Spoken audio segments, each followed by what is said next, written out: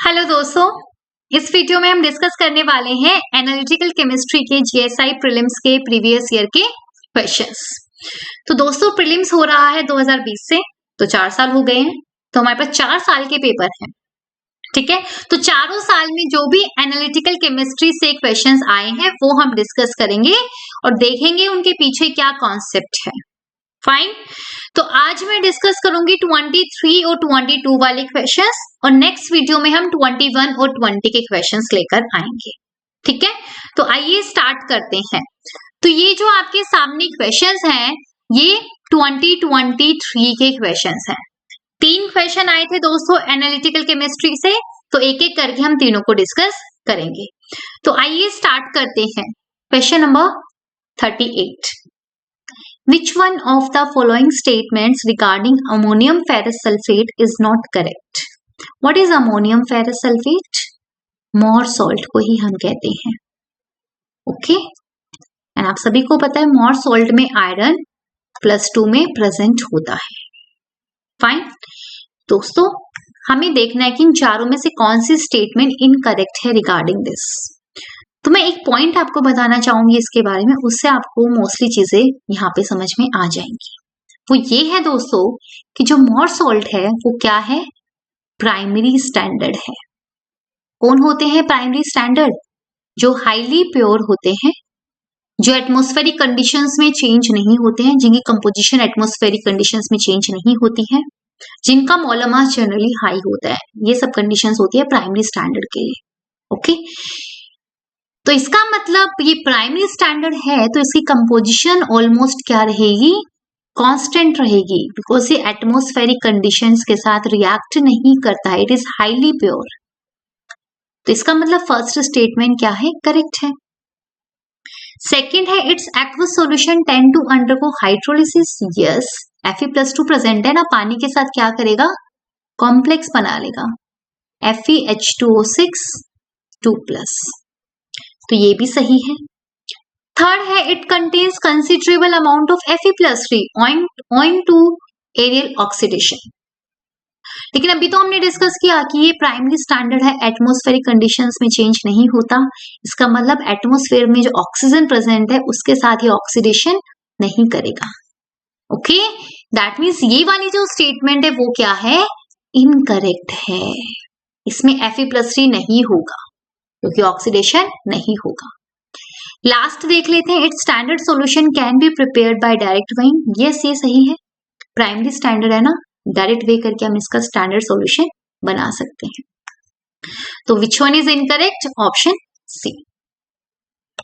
Next question पे आते हैं, question number 39, a solution of oxalic acid needs to be heated up to 60 degree Celsius before titrating with potassium permanganate solution, Which one of the following is not a reason for this? दोस्तों यहाँ पे बात करी है oxalic acid की titration की, किसके साथ कर रहे हैं, KMnO4 के साथ कर रहे हैं। दोस्तों यहाँ पे KMnO4 ऑक्सीडाइजिंग एजेंट की तरह बिहेव करेगा एंड K2Cr2O7 रिड्यूसिंग एजेंट की तरह बिहेव करेगा, सभी को पता है। और मैग्नीज +7 से +2 में रिड्यूस हो जाता है और कार्बन ऑक्सीडाइज हो जाएगा, CO2 बना लेगा। क्लियर है? ओके, अब यहाँ पे हमें बताना है कि ऑक्सैलिक एसिड को बिफोर दिस टाइट्रेशन हम क्या करते हैं, 60 डिग्री सेल्सियस तक हीट करते हैं। तो क्यों करते हैं, what is the reason behind this? तो दोस्तों इसके रीजंस ये हैं कि ऑक्सैलिक एसिड के सॉल्यूशन में कुछ CO2 प्रेजेंट होता है, डिसॉल्व्ड CO2 प्रेजेंट होता है। क्यों?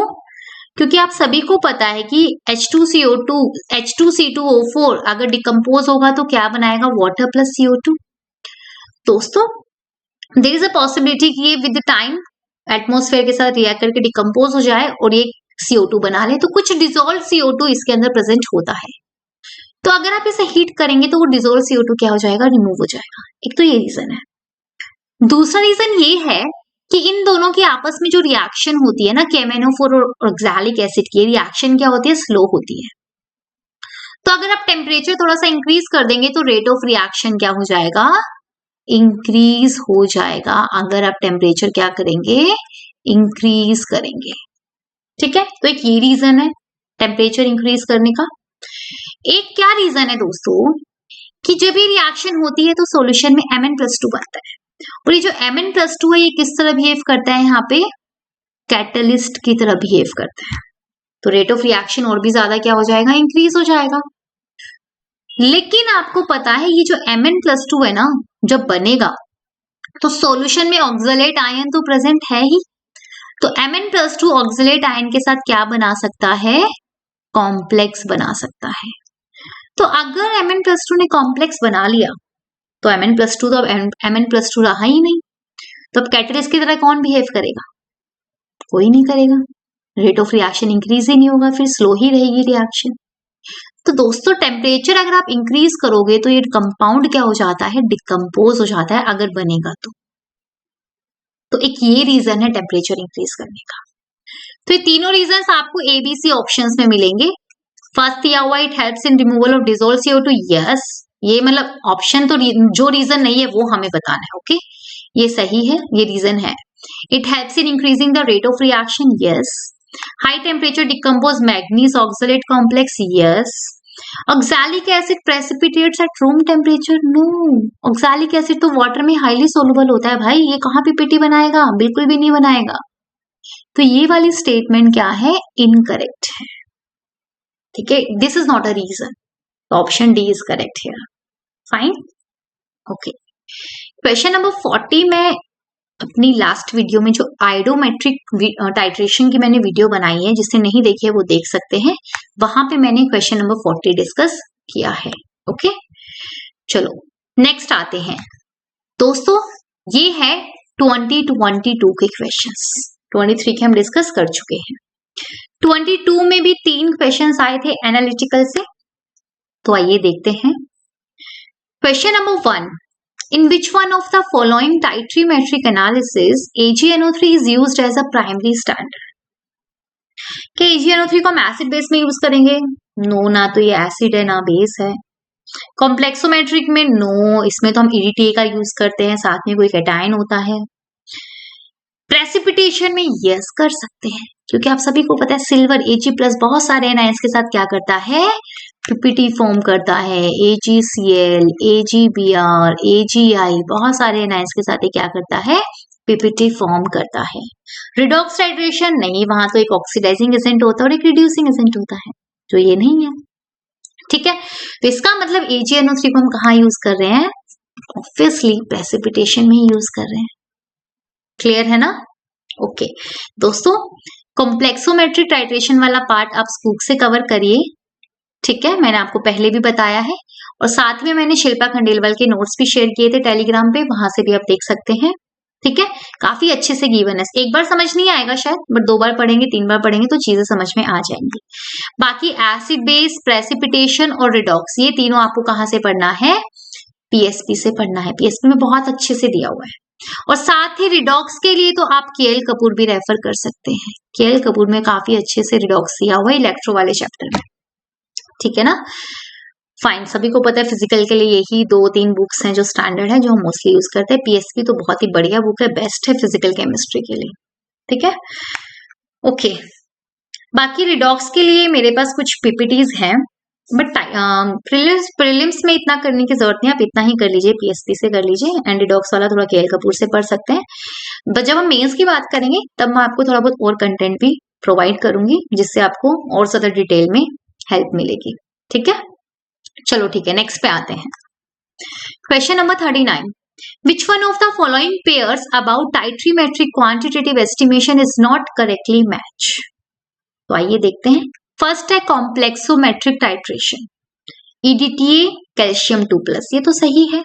कॉम्प्लेक्सोमेट्रिक टाइट्रेशन में क्या होता है, हम जनरली Mg2+ या Ca2+ को एस्टिमेट करते हैं by titrating with EDTA complex, और यहाँ पे हम EBT as a indicator use करते हैं, ठीक है, फाइन। तो दोस्तों ये वाला मैच तो बिल्कुल सही है, इसमें कोई दिक्कत नहीं है। नेक्स्ट आते हैं एसिड बेस टाइट्रेशन, एक एसिड होना चाहिए, एक बेस होना चाहिए, Na2CO3 Na2B4O7, एक सोडियम कार्बोनेट और एक बोरेक्स है। देखा जाए तो अगर हम इंडिविजुअली देखें तो दोनों ही बेसिक ऑक्साइड है, क्योंकि दोनों में ही क्या है, दोनों ही किससे मिलकर बने हैं, स्ट्रॉन्ग बेस और वीक एसिड से मिलकर बने हैं। आप देख सकते हैं Na2CO3 में H2CO3 प्रेजेंट है और साथ में NaOH है, और बोरेक्स में बोरिक एसिड है H3BO3 और साथ में NaOH है। तो अलग अलग देखूं तो दोनों ही बेसिक ऑक्साइड है, बट हम दोनों को कंपेयर करें तो ऑब्वियसली बात है, एक स्ट्रॉन्ग होगा और एक वीक होगा। दोस्तों NaOH तो दोनों में सेम है। बात करते हैं एसिड की। तो आप सभी को पता है अलोंग द पीरियड जाते हैं boron to carbon, carbon to nitrogen, तो एसिडिक नेचर क्या होता है, इंक्रीज होता है। दैट मीन्स H2CO3 क्या है, स्ट्रॉन्गर एसिड है बोरिक एसिड से। क्लियर है ना।